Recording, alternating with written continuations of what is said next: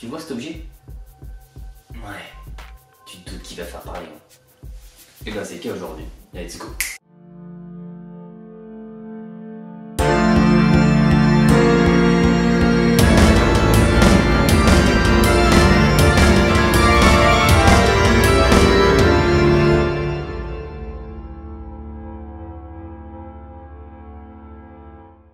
Avant de voir pourquoi cet objet fait parler, il y aura une autre vidéo complètement basée sur cet objet, sur pourquoi il fait couler de l'encre depuis des décennies, sur comment il intervient dans différentes croyances d'époque comme de maintenant, d'où il vient, etc., de petites anecdotes par rapport à lui.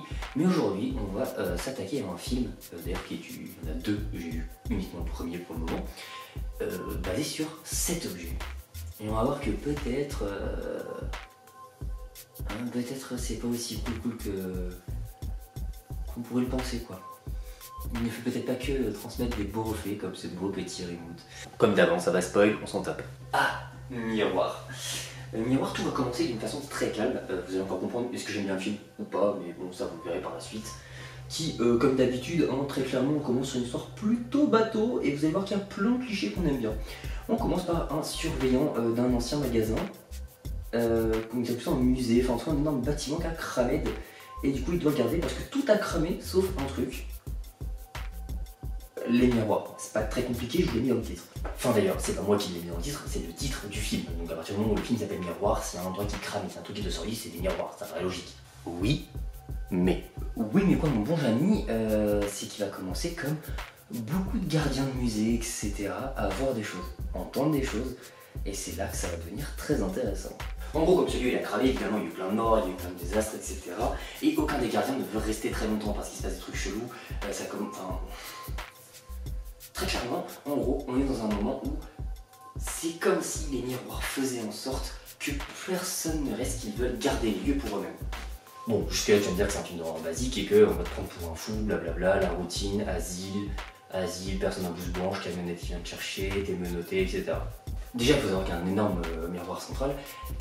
C'est un peu lui, en gros, le papa du truc, quoi. Mais surtout, il faut savoir que quand il va s'arrêter devant le miroir, il va voir à travers le miroir le reflet, non pas de ce qu'il y a en face du miroir, ce qui paraît très logique, mais la scène de ce qui s'est passé quand ça a cramé nos amants. Sauf que ce n'est pas tout. Sinon ça serait trop facile. Il faut surtout savoir que, en gros, quand vous allez voir les choses, ça peut vous attaquer en même temps. Par exemple, si la personne est en train de mettre un coup de couteau dans le reflet du miroir, la personne vous plante, réellement. Donc vous ressentez la blessure, vous la voyez et tout, sauf que quand votre vision s'arrête, vous avez rien. Vous êtes juste en train de vous dandiner sur le sol. Visiblement, dans les films d'horreur, le fait de... Enfin, dans les histoires... Visiblement, dans les histoires d'horreur, que ce soit livres, bouquins, séries, films, tout ce que vous voulez, le fait de se battre contre soi-même et que personne ne voit ça, et qu'il n'y a que vous qui le voyez, c'est un peu redondant. Bien sûr, comme à son habitude, il va en parler à sa femme ne le croit pas, blablabla, la routine. Le début du film, c'est calme, parce qu'en gros, ça ne se passe qu'uniquement quand il est là-bas. Donc en gros, les histoires avec les miroirs, c'est uniquement quand il est dans le lieu. Et c'est là que ça devient intéressant parce que petit à petit ça va s'exporter. C'est-à-dire que, je sais plus, il y a un truc avec les regards, je sais pas pourquoi, mais en gros, même sa femme va se mettre à voir certaines choses. Notamment une scène pépite. Le petit fiston. Bah bien sûr, comment t'en prendre à quelqu'un pour lui faire du mal sans t'en prendre directement à la personne, tu t'en prends à ses enfants. C'est la règle numéro 1. Et c'est ça qui est drôle et à la fois intéressant.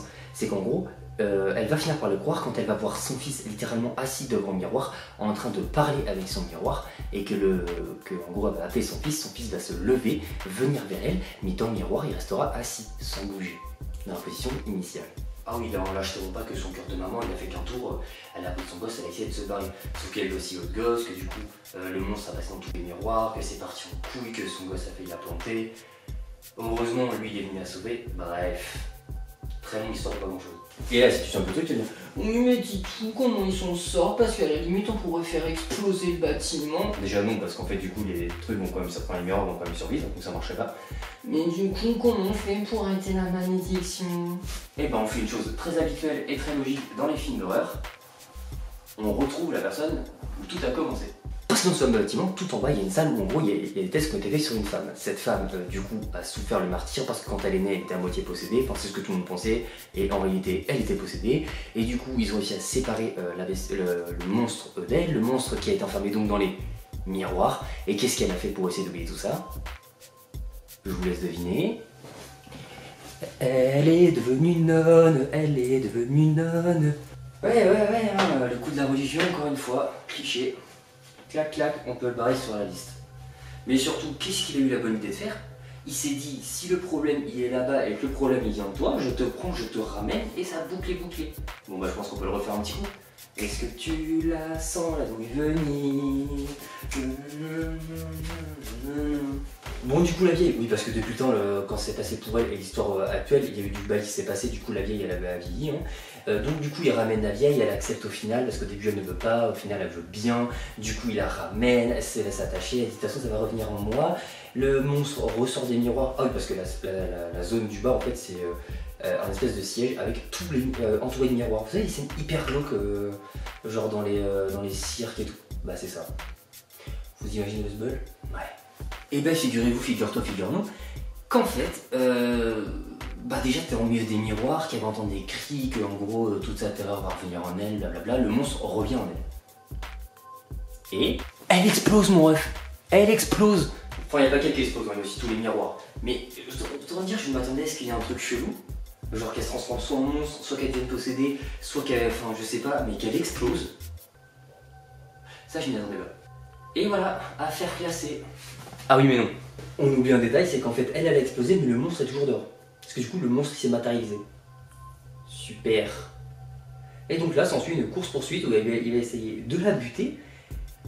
Il va finir dans une autre réalité avec elle, il va finir par la tuer, ressortir du miroir et tout est bien qui finit bien. Ça aura attendu 70 ans pour qu'il règle le problème. Bon, on est tous d'accord que oui, Titou, c'est un film, blablabla. Oui, on est d'accord.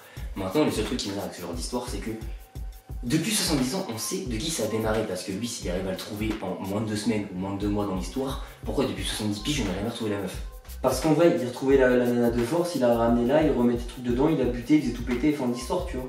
Pourquoi faut attendre 70 ans? C'est toujours le truc qui m'énerve, c'est qu'en gros, il résolve une énigme en 1 mois, 2 mois, grand max, dans tous les films d'horreur, un truc qui date de vieux de 70, 80, 100, 200 ans, alors qu'en vrai, bah, tout le monde aurait pu le faire depuis longtemps, il y a des un truc possédés, que des gens sont morts pendant l'événement et encore plus derrière. Et en plus, il y a un 2. Da fuck. Je pourrais pas vous dire que j'ai kiffé ce film, je pourrais pas vous dire que j'ai détesté ce film.